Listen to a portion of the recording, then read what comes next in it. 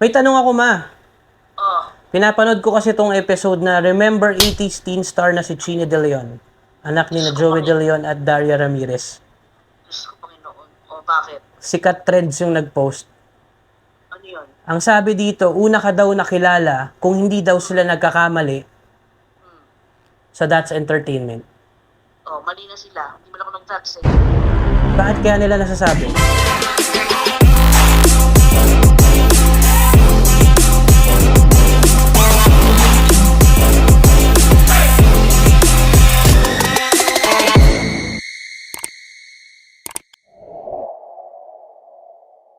At kung bago ko pa lang dito mga kapatid, don't forget to like, share, and subscribe mga kapatid sa bago nating channel. At huwag nyo kakalimutan i-click yung bell button para updated kayo sa mga susunod pang mga episodes mga kapatid. Let's go!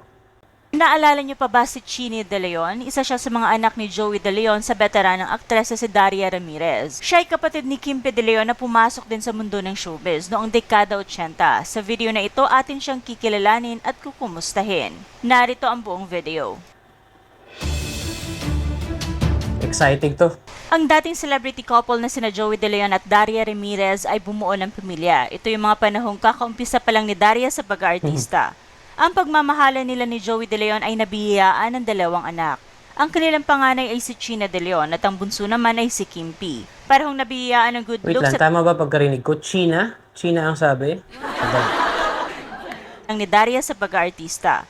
Ang pagmamahalan nila ni Joey De Leon ay nabihiyaan ng dalawang anak. Ang kanilang panganay ay si Chine De Leon at ang bunso naman ay si Kim P. Baka ibig niya sabihin mga kapatid, Chini. Pero China ang pagkasabi niya. Tuloy natin. Parehong nabihiyaan ng good looks at talento ang magkapatid, mana sa kanilang mga magulang. Kaya naman madali rin nilang napasok ang showbiz industry. Isa sa mga magagandang young stars ng kanyang henerasyon noong dekada Wow. 80 si Chini. Kasabayan niya noon sa pag-aartista sina Jelly De Belen at Rufa Gutierrez. Bukod sa pag-aartista, nagkaroon rin siya noon ng mga TV commercials. Kung hindi kami nagkakamali, una munang naipakilala si Chine De Leon sa youth-oriented show na That's Teka. Entertainment. Dito siya ay Nagkakamali kayo dun mga kapatid. Hindi po siya nag-That's Entertainment. Sa mga nagsasabing nag-Wednesday group siya, i-confirm natin ngayon mga kapatid para sa inyong kaalaman.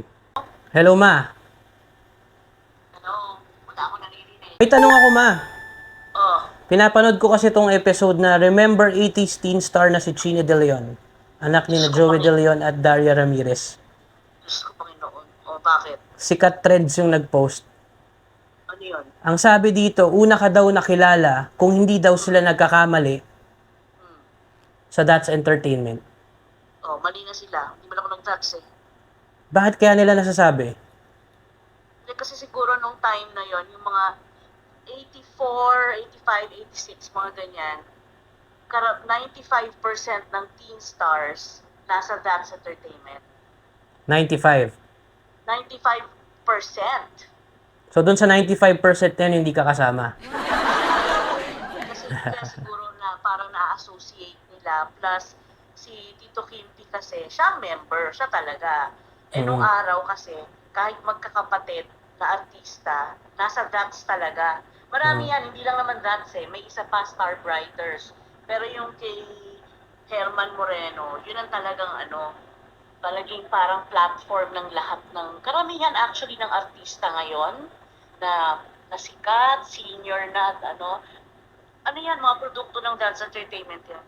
Pero ako never. Ano yan laging tanong sa akin yan, Chini, di ba nag-dance ka? Hindi.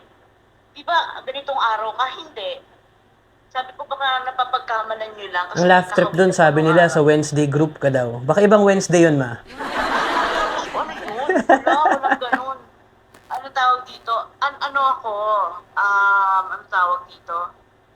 Hindi ako sa That's pinapasok ni Herman Moreno nung araw. Sa GMA Super Show. GMA Super Show. GMA Super Show. Dapat kasama ni Gretchen, Jackie Lu Blanco, Lani Mercado. Yun ang mga ko. Pero hindi wala. Hindi ko lang trip. O yan, kinonfirm na niya mga kapatid na hindi talaga siya bakit? nag-That's Entertainment. Hindi. Hindi. Si Lilith po Wala, yun. hanggang ngayon, actually hanggang ngayon, tawag-tawa ako, tumanda na ako dyan. Ang tanong nila, uy, di ba nag-dance? Papanood kita sa dance. Anong dance? Sabi ko, baka dance incredible. Ang tawag dito, kasi hawig ko si Lilit tong araw, yung singer na maganda, di ba maganda? Mm. Hawig ko, so siguro kala nila ako yun. Pero maganda yun iba-iba ang beauty nun. Maganda ka rin naman. Hindi naman lalayo.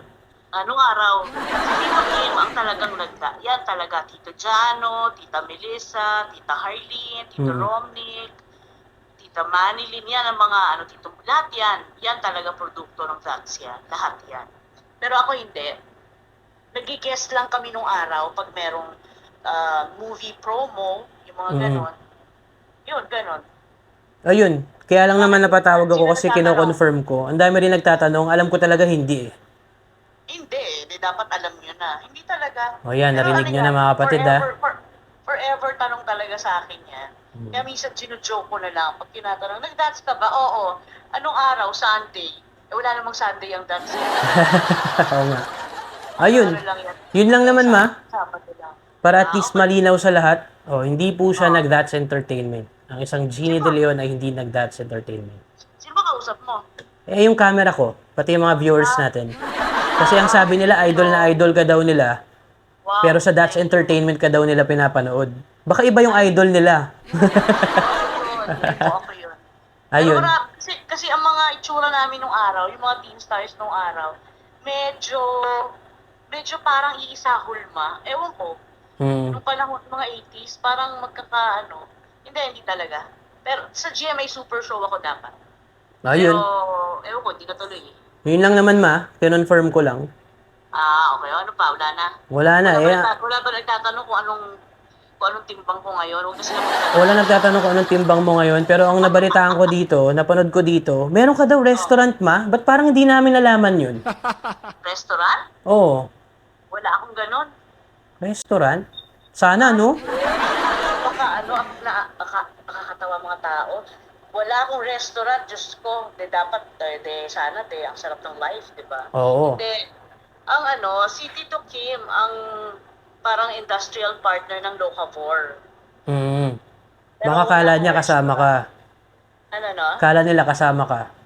Hindi. Wala akong ganon. Ayan, wala po kaming restaurant, mga kapatid. Sana meron, pero wala eh. Sana, why not? Oo. Ayun, yun lang naman Sige. Alright, thank you. Okay, bye. O yan, na-confirm na natin mga kapatid na yung pinapanood-panood yung idol nyo kuno sa Wednesday group na That's Entertainment ay hindi ko po ina. Hindi nila ina. Okay? So yan, confirmed na po, si Jeannie De Leon ay hindi po parte ng That's Entertainment. Tuloy na natin to. Hasa sa pakikisalamuha sa kapwa-artista sa pagsayaw at sa pag-awit. Sa kanyang exposure sa nasabing show ay nabigyan kaagad siya ng mga proyekto sa TV at ilang mga pelikula. Ilan na nga rito ang Papa Said Mama Said I Love You noong 1985, Knock Knock Who's There at I Love You 3 Times a Day na parehong I-review natin yung mga yan mga kapatid, abangan nyo. pinalabas noong 1988. Pero matapos ang ilang taong pamamalagi sa showbiz, biglaan na lamang na hindi na napanood si Jeannie ng kanyang mga tagahanga. Alam nyo kung bakit bigla siya nawala, mga kapatid. Isa lang ang sagot dyan, mga kapatid. Ako. Nilabas po niya ako, mga kapatid. Paminsan-minsan ay nakikita lamang siya sa tuwing nagbibigay ng birthday message sa kanyang ama sa programang Eat Bulaga. Tila mas nagustuhan ni Jeannie ang private na buhay, kaya naman ang mga proyektong ito ay hindi na nasundan pa. Siya ay nagpatuloy sa kanyang pag-aaral hanggang sa siya ay bumuo na rin ng kanyang sariling pamilya. Ayon sa write-up ng Pep.ph, siya ay may sariling negosyo na pinagkakabalahan. Ito ay bukod pa sa restaurant na minamanage nila ng kanyang kapatid na si Kimpe De Leon. Sina Kimpe at Jeannie ay may tatlo. Yan, malinaw mga kapatid. Yung restaurant po na yon, si Tito Kimpe po yun. Pero si Erbats, hindi po siya involved dun sa resto business. Sana may business kaming restaurant, di ba? But hindi. Pero hindi po talaga.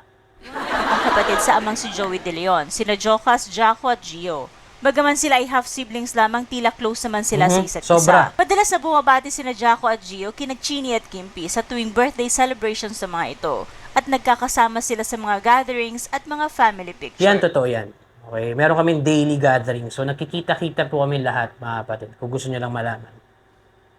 Samantala, mga good-looking din ang apat na anak ni Jeannie at napag-alaman namin na dalawa sa mga Wow. ito ay nag-aartista na rin sa ngayon. Ayan, mga kapatid, ayan.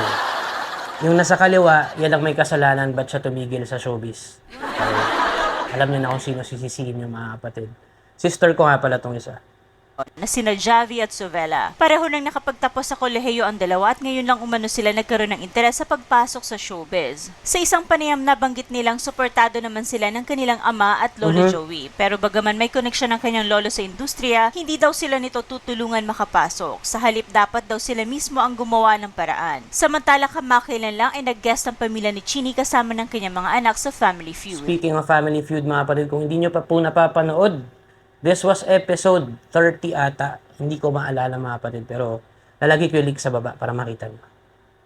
At dito ay nakilala ng madla sa unang pagkakataon ang mga apo ni na Joey De Leon at Daria Ramirez. Well, ayun mga kapatid, I hope malinaw sa inyo. So yung mga isa sa pinakamalaking katanungan dyan, kung nag-That's Entertainment ba siya, matagal ko na naririnig to, sa kanya na mismo nang galing mga kapatid na hindi po. Wala rin po siyang restaurant, baka si Tito Kim Tito. And yes, nakita niyo naman, lagi kami nagpa-family gatherings. Pasensya si Katren sa sinira ko yung trip niya doon sa isa kasi hindi po talaga siya nag-That's Entertainment. Para malinaw siya. Maraming salamat po. I'll see you on the next one mga kapatid. Don't forget to like, share, and subscribe. Happy Manuel 2.0. Marami pa tayo lalabas. Kaya click nyo na rin yung bell para updated kayo sa mga susunod pa mga episodes. Bye-bye.